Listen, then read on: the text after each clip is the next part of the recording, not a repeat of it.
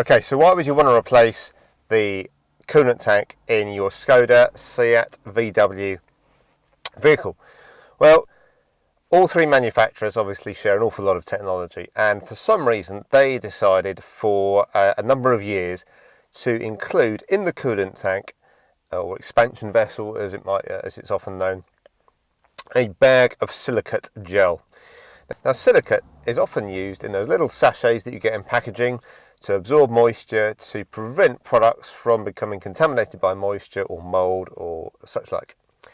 And that same technology, that same chemical technology, can be used in a coolant system in a vehicle in order to make the coolant last longer. And that's an advantage because you can use maybe a more optimum type of coolant, which normally wouldn't last that long, and you can add the Silicat gel and it will make it last longer. So G13 coolant, which is used in all of those vehicles that all those manufacturers add the Silicat gel bags to, that actually does need the Silicat in order to extend its life, because it is a better type of coolant, it's more efficient and so forth, has a wider temperature range. However, the G12 coolant does not need the Silicat additive. That will last for 2 years without significant degradation, and it does not need the Silicat bag at all.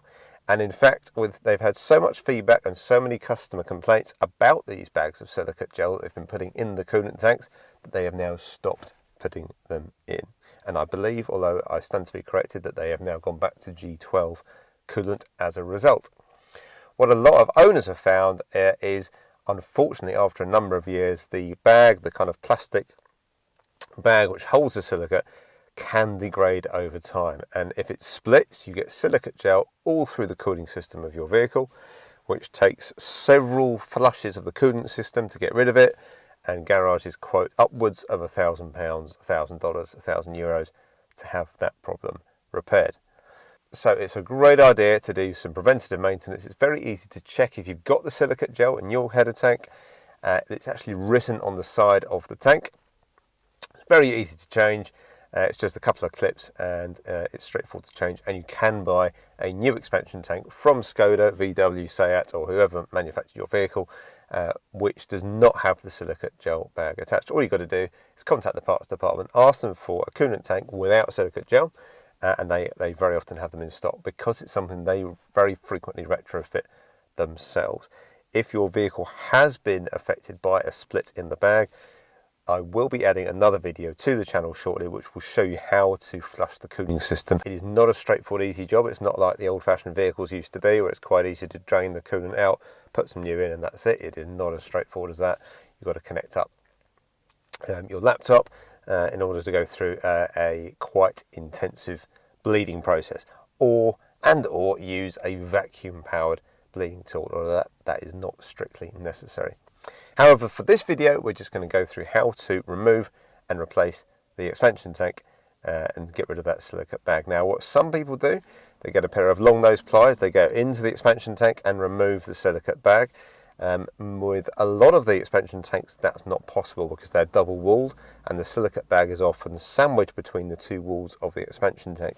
How Skoda, Seat, VW manufacture that, I really don't know. But in either case, my personal view is the safest thing to do is to actually remove the coolant tank completely from the vehicle, get rid of it and put a new one on. For the cost, which is about $20, €20, £20, honestly, it is not worth the saving you'll make to keep the existing tank on there, because the risk is if you put your long nose pliers into the tank that you'll actually damage the bag by removing it yourself. So you actually cause a problem you're trying to avoid.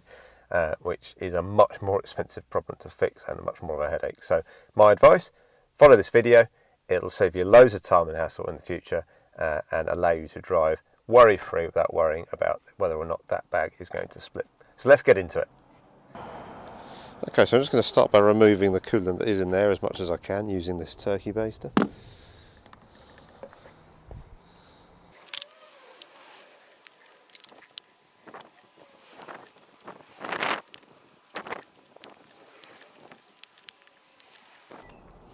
So that's pretty much emptied out now.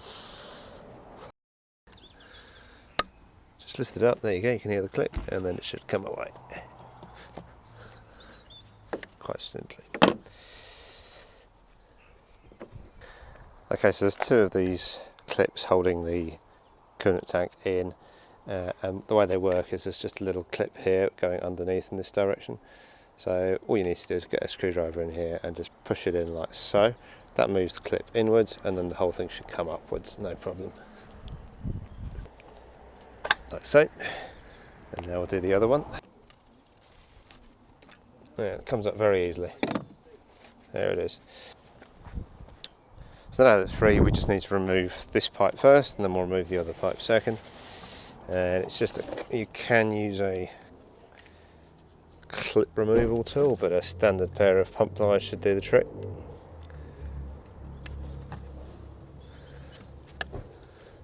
And as with all of these, because they've been on for a long time, they might need a bit of encouragement to get it off. Obviously do be careful of causing any damage to the rubber if you use this method. I generally find if you're careful,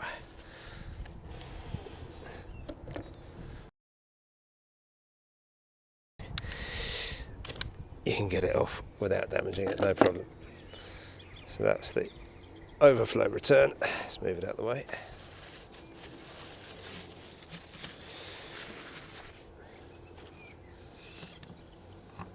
Now we've got this coolant and electrical clip sort of held on the side, so just push that up and out of the way. That just comes straight out.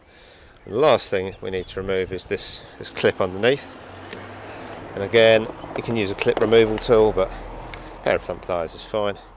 Now I'm going to have to tilt this almost upside down, so I'm just going to put some absorbent towel in the top there to avoid it going on the engine. Tilt it upside down, and you can see the clip. Right.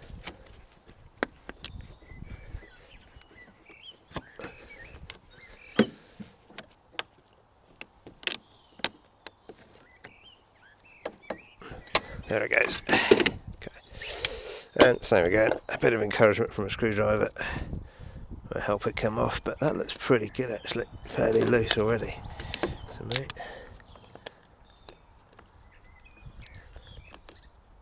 There we go.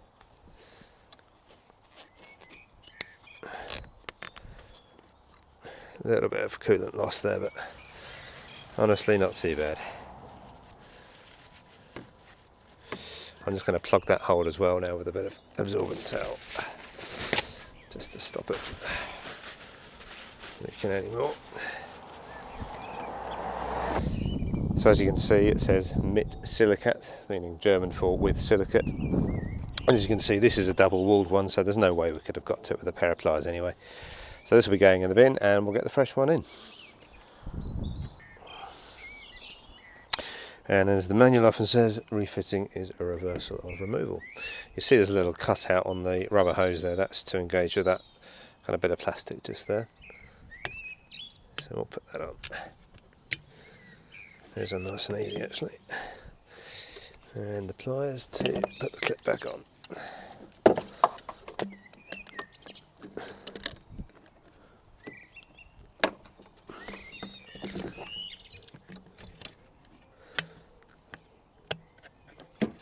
Okay, so that's on nicely. And so you can see the two holes where the two lugs on the coolant vessel need to fit. And it's just a case of offering it up and pushing down. And you can see and hear when they make a positive engagement, so it's nice and simple. And as you can see, that's fully engaged. Okay, and finally, the electrical connector for the level sensor needs to go back on. So, nice positive click. And the overflow needs to go on. So, and you'll notice no mit Silicat, and this was an official part from a Skoda dealer. For the sake of a couple of pounds, I didn't see the point in fitting anything else. There we go, that's all done. Now it just needs to be filled up and we're good to go.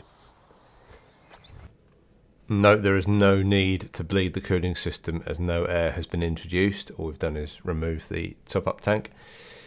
I hope that helps. Do please consider subscribing. I will be releasing a lot of future Skoda videos. There are a lot of jobs to be done on this car.